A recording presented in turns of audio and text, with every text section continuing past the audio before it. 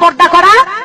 আর এখনকার মা বোনেরা পায়ে গায়ে হাই হিল করে খালি কিলকিল, চোখে লাগায় মাস্কারা, ছেলেদের করে কামসারা, ঠোঁটে লাগাই লটকা ফিস, ছেলেরা দেয় শীষ, আর কপালে দেয় বড় বড় টিপ। ছেলেরা কয় এই মেয়েটাই আমার জন্য ঠিক। জোরে কন্যা নাউজুবিল্লাহ। আমার মা বোনেরা, আমার দরদিরা, ব্লাউজ বানাতে বানাতে পর্দা ফরজ করে দেওয়া হয়েছে।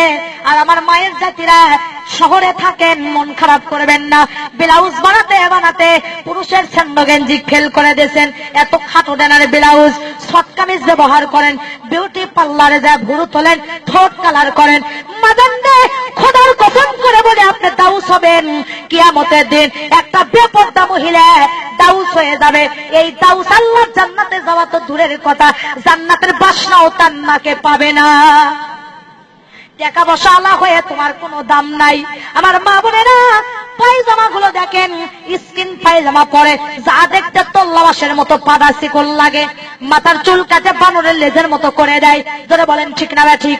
বোরকা পর্দার জন্য গো, সেই বোরকা গাওয়াত দেয়, রন্না খান গলায় পেঁচে দেয়, বুকের উপর দেয় না, মাথায় কাপড় দেয় না। আমি আমার ভাষায় নাম রাখছি, এরা হলো তনসেল বারা মুসলমান। এদের স্থানটা হবে তাসলিমা নাসরিনের সাথে জাহান্নামে। জোরে জোরে বলেন ঠিক না বেঠি? আমার বাজান, হক কথা বলতেছি। আমি বক্তাকে আর দাওয়াত করবেন না, তাতে যায় আসে না, কিন্তু আজকে তো আপনাদেরকে বলার সুযোগ পাইছি। জোরে বলেন ঠিক না ঠিক? বাজান রে, পর্দা করা ফরজ। কেউ জান বেহায়া বেপর্দা করে চলবা না। মোটর সাইকেলের পিছনে শ্যাম্পু করে যায়, বেগনা পুরুষেরা কয় খায় না খায় মাল এক খান গেল। জোরে কোন ঠিক না ঠিক? হায় হায়, মহিলাদের চেহারা দেখে কয় মাল এক খান গেল। নাউজুবিল্লাহ নাউজুবিল্লাহ। আমার মা বোনেরা রে, আমার দরদিরা রে, তোমাদের কুদরাতে পায়ে হাত দেবো আমি, তোমাদের সন্তানের মতো, ছোট বোনের মতো তোমাদের কুদরাতে পায়ে হাত দিয়ে বলবো, মাগন মরে একদিন তোমরা যাবা, কবরের মেহমান একদিন হবা। তোমরা জান কেউ নামাজ ছেড়ে দিও না, আর ফরজ পর্দা জান তোমরা কেউ ছেড়ে দিও না। মাথার একটা চুল যদি কোনো বেগনা পুরুষ দেখে গো মা, কিয়ামতের দিন ৭০-একটা চুলের বেগনা পুরুষকে দেখানোর কারণে একটা চুলের পরিবর্তে ৭০টি সাপ তোমার মাথায় বেউড়ো করে দেওয়া হবে।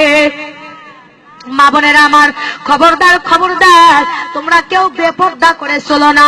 মাথায় মাদানের সময় থাকলে আমি মেহেরাজের ঘটনাটা বলে যেতাম, কিন্তু 12টা বাজতেছে। আমার মাদান, আল্লাহ যদি কোনোদিন নিয়ে আসে, আল্লাহ নবী 7টি দৃশ্য মেয়েদের ব্যাপারে মেহেরাজে দেখে এসেছেন। কোনোদিন যদি এলাকার আশেপাশে এসে আপনারা যাবেন বলে দেব। আমার মা বোনেরা, ফরজ পর্দা করবেন, আর স্বামীর খেদমত করার দরকার আছে না নাই? আজকে দেখেন অফিসারেরা সালাম পায়, কিস্তির সাহেব সালাম পায়, নিজের স্বামী সালাম পায় না। জোরে কোন ঠিক না ঠিক? কিন্তু মাদান, যে ঘরের মধ্যে স্বামী স্ত্রীর মিল মহব্বত থাকবে, ঘরটা হবে জান্নাতের টুকরা। আর যে ঘরের মধ্যে স্বামী স্ত্রীর মিল থাকবে না, ওই ঘরটা হবে জান্নাতের টুকরা। আল্লাহ পাক স্বামী স্ত্রীর ব্যাপারে বলেছেন, হুন্না লিন্নাসি লিবাসুল লাকুম আনতুম লিবাসুল লাহুন্না। স্বামী হলো স্ত্রীদের লিবাস, আর স্ত্রীরা হলো স্বামীদের লিবাস। দুইজন দুইজনকে লিবাস হিসেবে বলা হয়েছে। রে আমার মায়ের জাতিরা, আপনারা যা একে অপরের লিবাস। স্বামীকে মাঝে মাঝে গোসল করে দেবেন, স্বামীর সাথে রুক্ষ মেজাজে কথা বলবেন না, হাসি মুখে কথা বলবেন, আর স্বামীকে সালাম দেবেন। হযরত আয়েশা সিদ্দিকা হুজুর সাল্লাল্লাহু আলাইহি সাল্লামকে মাঝে মাঝে গোসল করে দিতেছেন। একদিন হুজুরকে আয়েশা গোসল করে দিচ্ছে।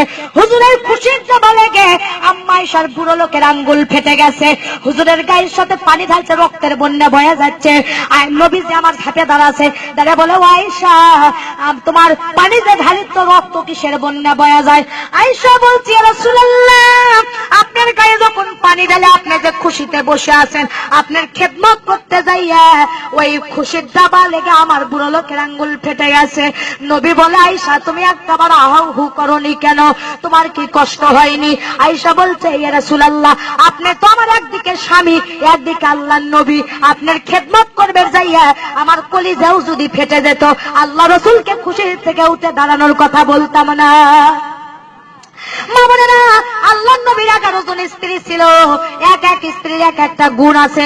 একদিন আল্লাহ নবী খাদিজাকে যখন বিয়ে করে, খাদিজাতুল কুবরা, হুজুর সাল্লাল্লাহু আলাইহি ওয়াসাল্লাম যখন হিজরতে যেতেন, স্বামীকে তিনি এত ভালোবেসেছেন, দরজার সাথে পিঠ বাজায় ঘুমাইছে। মা বোনদে, অনেক বর্গ কিলো রাস্তা খানে কাবাই পিঠে করে নিয়ে হুজুরের জন্য খাবার নিয়ে গেছে। কোনোদিন বিরক্ত হননি।